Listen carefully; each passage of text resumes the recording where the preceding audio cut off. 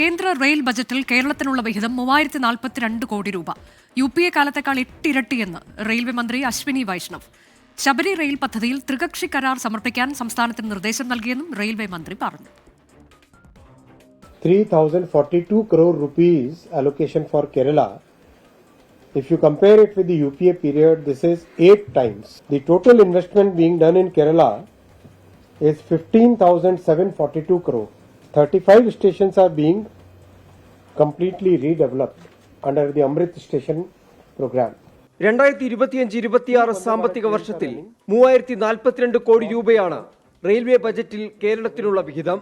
ആകെ 15,742 കോടി രൂപയുടെ റെയിൽ വികസനം കേരളത്തിൽ നടത്തി. 35 അമൃത് സ്റ്റേഷനുകൾ 2,560 കോടി രൂപയിൽ വികസിപ്പിക്കും. നിലമ്പൂർ നഞ്ചൻകോട് പദ്ധതി പുരോഗമിക്കുന്നു.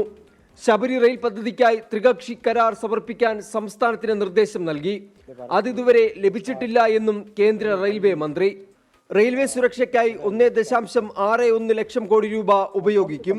പുതിയ 200 വന്ദേ ഭാരത് ട്രെയിനുകൾ, 100 പുതിയ അമൃത് ഭാരത് ട്രെയിനുകൾ, 50 നമോ ഭാരത് ട്രെയിനുകളും റെയിൽവേ മന്ത്രി പ്രഖ്യാപിച്ചു.